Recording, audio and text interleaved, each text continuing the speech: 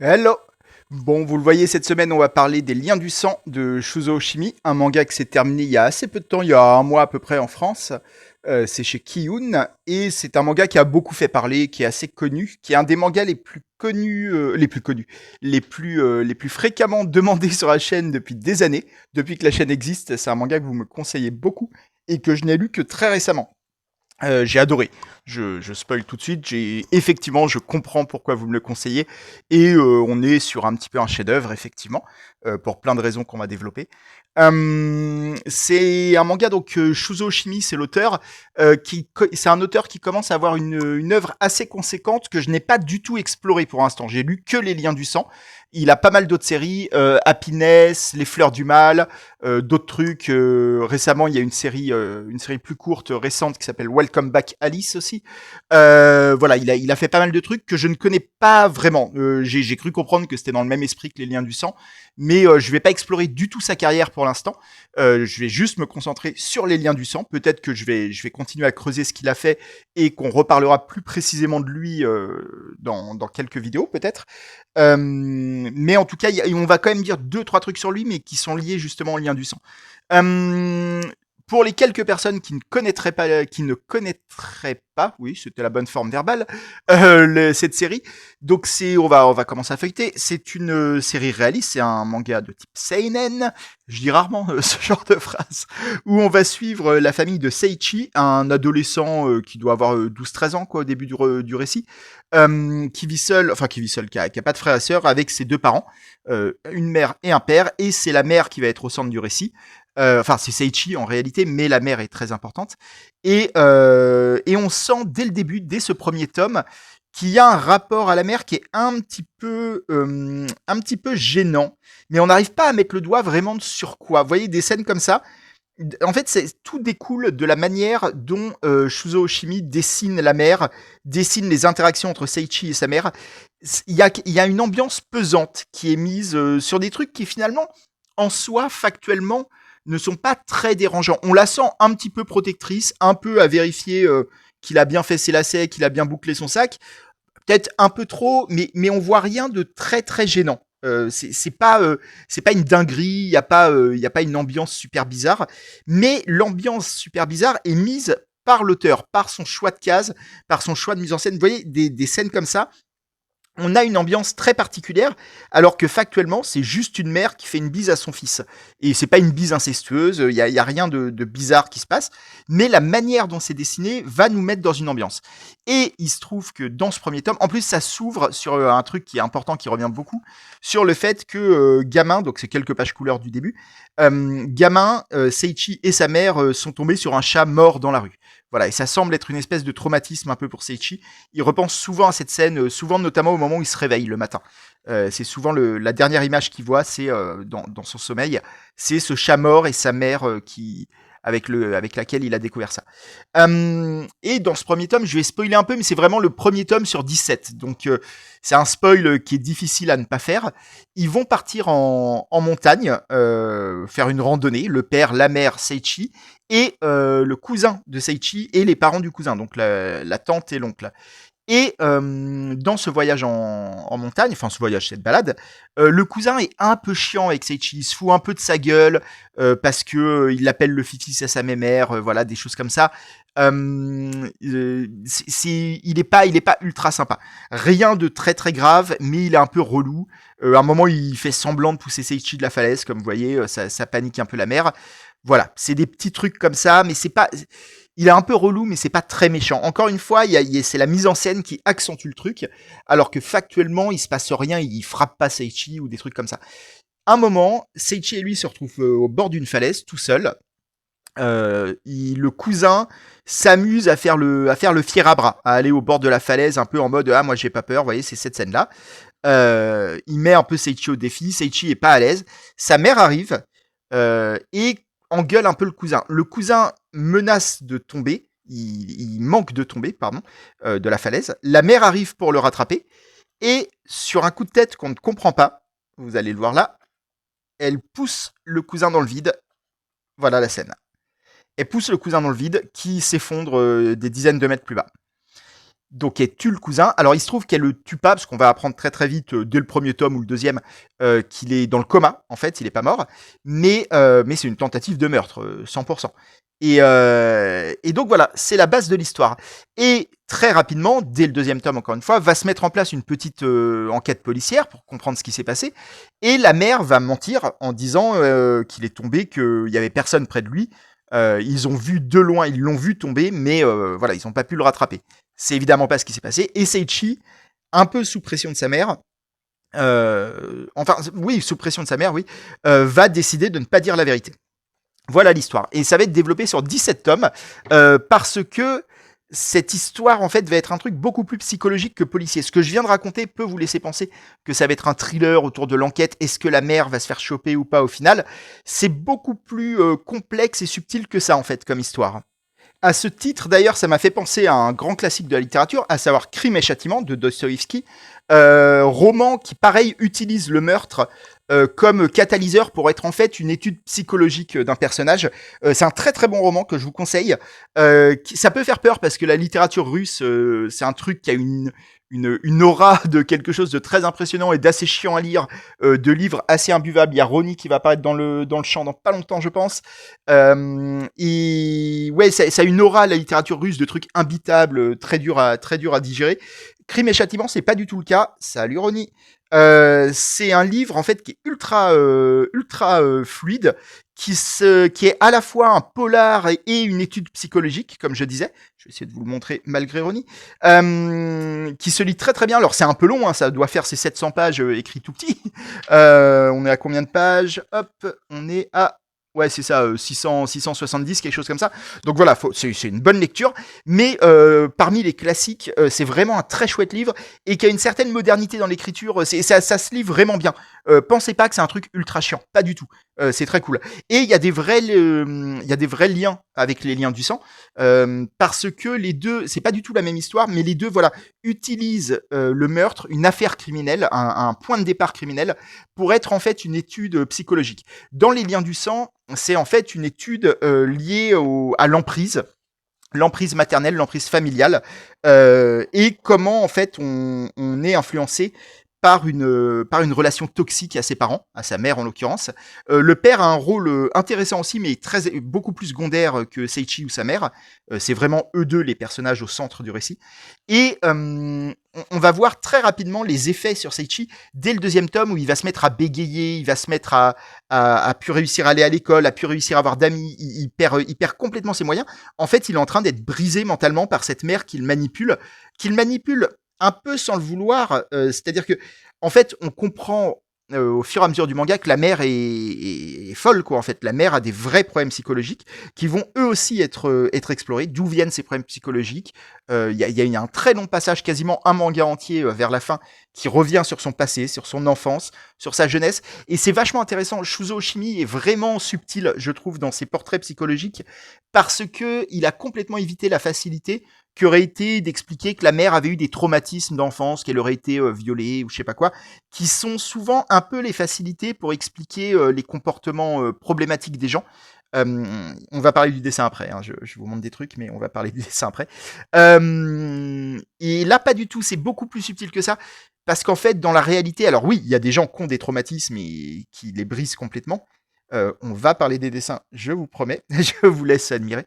Euh, mais en fait, il y a aussi plein de gens dont les problématiques, les névroses et les psychoses découlent plutôt d'une suite d'événements, ne découlent pas forcément d'un traumatisme, d'un truc particulier, et c'est plutôt une somme de choses qui se sont passées ou qui ne se sont pas passées, qui vont amener à un résultat psychiatrique, quoi.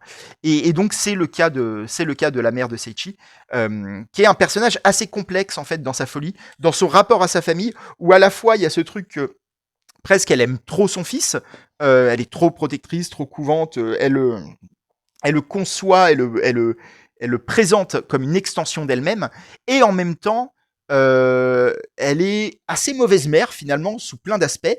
à plein de moments, et où elle-même va finalement en venir à dire non mais en fait je veux juste être libérée de ma famille, j'en ai rien à foutre de mon fils, j'en ai rien à foutre de mon mari, je veux juste qu'on me laisse tranquille. Voilà, donc il y a beaucoup d'ambivalence dans les personnages, dans le personnage de Seiichi aussi qui essaye de se débattre avec le sale dossier que sa mère lui a refilé, qui essaye de en fait, c'est même pas. Il se pose finalement relativement peu la question. Il se la pose, mais c'est pas la problématique du manga de savoir s'il va dénoncer sa mère ou non. Il y a ça, mais c'est pas ça la problématique. C'est qu'en fait, la problématique, c'est que sa psyché, son mental, son esprit, son âme ça a été complètement ravagé par ce qui s'est passé au bord de la falaise et surtout par ce qui a suivi avec cette mère qui l'a fait mentir, qui l'a fait la couvrir et qui fait tout un tas de dingueries dans les tomes qui vont suivre, qui sont pas des dingueries. C'est pas une surenchère de la dinguerie. Elle va pas se mettre à tuer plein de gens ou quoi. C'est pas ça. Mais elle va se mettre à pleurer, à supplier son fils de la tuer, ou au contraire à menacer de tuer son fils. Tout un tas de trucs comme ça qui mettent une ambiance entre Seiichi et sa mère complètement incompréhensible pour lui en fait. Il n'arrive plus à faire face. C'est un gamin, c'est un ado, mais c'est un jeune ado quoi. Et donc ça va être tout ça. Ça va être ce parcours-là personnel, psychologique, toxique, qui va être étudié par Shuzo Oshimi dans son manga et qui va être étudié en 17 tomes, comme je disais. Donc c'est un manga long. Et c'est très intéressant qu'il soit long parce que Shuzo Oshimi, au niveau de sa narration, joue sur plein de trucs qu'on va développer parce que c'est lié au dessin, mais notamment sur le fait que c'est un peu le temps long. Je vais vous montrer des couvertures de la fin sans forcément trop ouvrir le manga. Bon, en même temps, il n'y a rien de très spoilé par le dessin, mais vous voyez que dans les derniers tomes, mais bon là on est au 13, donc c'est pas le dernier hein, non plus, il en reste quelques-uns, Seiichi est adulte. Donc il y a une longue ellipse à un moment, je vous explique pas bien pourquoi, mais il y a un moment où Seiichi il va se passer 20 ans quoi. Et on va le retrouver adulte, toujours à se débattre avec tout ce qui s'est passé avec sa mère. Alors, je vous laisse la surprise de à quel point ils sont encore proches ou pas. Mais voilà, on va le suivre. On va suivre son traumatisme, sa formation personnelle, son émancipation, ouais, le fait. Je cherche le mot, son épanouissement, mais ça correspond vraiment pas parce qu'il s'épanouit très très peu. Mais en tout cas, oui, sa croissance mentale, je trouve vraiment pas le bon mot. On va suivre en tout cas sa vie, voilà, et la manière dont il se débat avec ce qu'on lui a laissé, avec ce que la vie lui a donné comme carte, et les cartes sont bien pourries dans son cas. Voilà, donc c'est un manga très riche psychologiquement, très subtil, qui s'épargne qui ne s'épargne aucune difficulté, c'est-à-dire que à aucun moment Shuzo Oshimi va aller vers un truc un peu simple, un peu grandiloquent, un peu théâtral. Il aurait pu, parce que la mère tueuse, machin, ça aurait pu permettre, voilà, la mère aurait pu devenir serial killeuse, ou son fils aurait pu prendre la relève, ou il y aurait pu avoir un truc incestueux, machin. On n'est pas là-dedans. On est dans des choses beaucoup plus subtiles que ça, beaucoup plus réalistes dans la manière dont c'est traité. Et il y a vraiment le fait que ce soit un manga long comme ça permet à Shuzo Oshimi d'être vraiment dans l'autopsie d'une relation toxique, d'une relation familiale toxique. On va aller dans tous les détails, dans tous les petits instants du quotidien. Comment ça se caractérise? C'est quoi la toxicité familiale? C'est pas que se prendre une baffe ou quoi. C'est parfois des petits gestes, des regards, des silences. Ça va passer par tout ça. Ça va passer beaucoup. Il va beaucoup parler de traumatisme, les effets du traumatisme sur quelqu'un. Je vous disais, Seiichi va se mettre à bégayer après l'accident. Enfin, l'accident, la tentative de meurtre. Il y a plein de choses comme ça. Il y a plein d'autres personnages. Parce que là, je parle de Seiichi et de sa mère. Il y a évidemment des personnages secondaires autour. Pas tant que ça. C'est assez. Le casting est resserré. On est à même pas 10 personnages, je dirais, qui sont vraiment importants. Il y a Seiichi, sa mère, son père, le cousin, les deux parents, donc on est à 6. Il y a une fille de l'école de Seiichi qui est très importante aussi, une fille dont il est un peu amoureux. Voilà, donc on est à 7 personnages et c'est à peu près tout, quoi. Donc c'est assez resserré, ça va permettre de vraiment creuser les problématiques. Et puis, j'en parle depuis tout à l'heure sans en parler, il y a le dessin. Vous voyez que le dessin de Shuzo Oshimi déjà est génial. Il fait beaucoup usage, même énormément, C'est quasiment une caractéristique des liens du sang. Je viens de voir une page, voilà. Alors, c'est une page où Seichi est en train de se branler. C'est pas forcément la meilleure page. Bon, on va prendre ça. On va éviter l'érection underage. Je cherche une page qui pose pas problème à YouTube. Je suis vraiment tombé sur la pire scène. Bon, prenons ça. Vous voyez qu'il fait ultra usage des hachures en fait. Il remplit ses niveaux de gris par des hachures. C'est pas des trames, c'est de la hachure quoi. Un peu comme si c'était du stylo bille. C'en est peut-être. Je ne connais pas sa technique. Je me suis pas encore du tout renseigné sur son travail. Hein. C'est peut-être réellement du travail traditionnel. Bon, c'est peut-être aussi fait à l'ordinateur, hein, c'est possible. Mais en tout cas, il y a cet effet hachuré qui fait pas d'ailleurs penser. Tiens, j'y pense.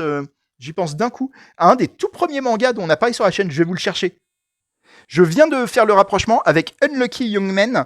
Hop, je vais tout faire tomber derrière. Dessiné par Kamui Fujiwara et scénarisé par Eiji Otsuka, un scénariste que j'adore, dont je parlais beaucoup au début de la chaîne. J'en parle plus trop aujourd'hui parce que ça fait longtemps qu'il a rien sorti. Mais c'est un mangaka que j'aime beaucoup. Et dans ce manga, il y avait aussi beaucoup l'usage de hachures, là, comme vous voyez par exemple sur cette case-là. De hachures de traits, en fait. En fait, sur toutes les cases, faut juste beaucoup zoomer. Je sais pas si vous voyez bien, avec mon téléphone, mais il y avait vraiment ce truc-là. Alors, le rendu est très différent des liens du sang, mais il y avait cette même technique et c'est un truc. Je saurais pas encore des scènes très gênantes. Désolé, je tombe vraiment que sur les pires cases. Mais je saurais pas trop expliquer pourquoi. Ça me plaît beaucoup en fait l'usage du trait, le côté stylo bille. C'est un truc qui me parle beaucoup en dessin, en illustration. Voilà, c'était juste histoire d'en placer une pour Unlucky Young Men, qui est un très chouette manga, très intéressant. Je vous renvoie à la vidéo qu'on avait fait au tout début de la chaîne, c'est genre la 3e vidéo ou un truc comme ça. Elle doit être vraiment regardable aujourd'hui, je pense. J'avais mon ton dépressif à l'époque, je n'osais pas parler trop fort. Et donc ouais, le dessin de Shuzo Oshimi déjà est assez particulier, même si c'est du très manga, voilà machin. Mais il y a cette hachure, il y a quand même un caractère design assez particulier, beaucoup de place laissée au décor, aux ambiances. Et surtout, un rythme de découpage, de narration qui est très particulier. Parce que, en fait, les mangas des liens du sang, vous pouvez les lire en 40 minutes si vous vous attardez sur toutes les pages. Si vous regardez les dessins, si vous vous abandonnez aux ambiances, voilà, si vous prenez le temps de vous abandonner, ouais, comme je disais, à ce que Shuzo Oshimi déploie dans ses dessins, mais vous pouvez les lire aussi en 5 minutes, quoi. C'est des mangas qui se lisent extrêmement vite, parce qu'il y a peu de dialogue. C'est des dialogues très mesurés, qui laissent beaucoup de place au silence, beaucoup de place à des pages comme ça, où, voilà, là, les 2 pages sont pour un geste, en fait. C'est la mère qui pose sa main sur la tête de Seichi pendant qu'il dort. C'est 2 pages pour ça. Voire 3, voire 4, vous voyez, enfin, le moindre geste peut durer très longtemps. Là, vous voyez, juste cette scène que je viens de vous montrer, c'est 6 pages quand même, voire 7. C'est vraiment, ça ne s'arrête jamais. Mais c'est pas chiant du tout, parce qu'en fait, ça va très vite. C'est comme un découpage de film, en fait, où Shuzo Oshimi va zoomer sur des moments, va s'attarder, va faire durer des moments, va en ellipser d'autres. Je vous dis, il y a une ellipse d'à peu près 20 ans à un moment. Il y a 2-3 autres ellipses, pas beaucoup. C'est l'ellipse principale, cela dit celle-ci. Mais sinon, il va beaucoup s'attarder sur des tout petits moments qu'il va étirer, qui va rendre très long. Donc c'est une lecture particulière. Faut être préparé à ça. Préparé pas dans le sens lecture. Enfin, je veux dire, ça n'en fait pas une lecture difficile. Mais c'est-à-dire que oui, vous pouvez vraiment fumer votre exemplaire, votre volume en 10 minutes, quoi. Donc peut y avoir un petit effet de, je me suis fait arnaquer. J'ai payé mon manga 8 euros, 9 euros, je sais pas combien il coûte, 7,56 € pour ceux qui ont la carte MCBD à Paris, très bonne librairie. Finalement, c'est 10 minutes, quoi. Bon, faut accepter ça. Moi, je l'accepte complètement. De toute façon, quand on lit des mangas, on accepte que ça coûte de l'argent, quoi. Après, il y a Internet. Vous savez quoi faire. En tout cas, c'est un rythme très particulier auquel on n'est pas habitué. Vous voyez, des dessins comme ça, c'est quand même très particulier. L'usage des hachures par Shuzo Oshimi. Ça donne un effet très très intéressant, je trouve. J'aime beaucoup ce qu'il fait au niveau du dessin. Je sais pas du tout si c'est un dessin qui est commun à tous ces mangas. En tout cas, dans les liens du sang, c'est très très utilisé. C'est même la signature graphique de la série, quoi. Voilà. Je pense que je vous ai dit un peu tout ce que j'avais envie de vous dire là-dessus. C'est vraiment, c'est une œuvre très subtile. J'insiste là-dessus. C'est une très bonne écriture. Pas du tout parce que l'histoire est compliquée. Elle reste très simple. En fait, je vous ai presque raconté l'intégralité de l'histoire. Ce qui est intéressant, c'est pas les détails de est-ce que la police machin. Il y a ça aussi, mais c'est vraiment l'étude psychologique de Seiichi et de sa mère, les deux personnages, séparément et en tant qu'entité à deux. C'est ultra subtil, c'est très bien écrit. Le fait que ce soit assez peu bavard, que les dialogues soient jamais très longs, à quelques exceptions près, et quand c'est des exceptions, enfin, quand on a un dialogue très long, souvent il est très important. C'est un truc, c'est souvent des périodes un peu à part. Je vous parlais du très long flashback qu'on a plutôt vers la fin de la série sur la jeunesse de la mère de Seiichi.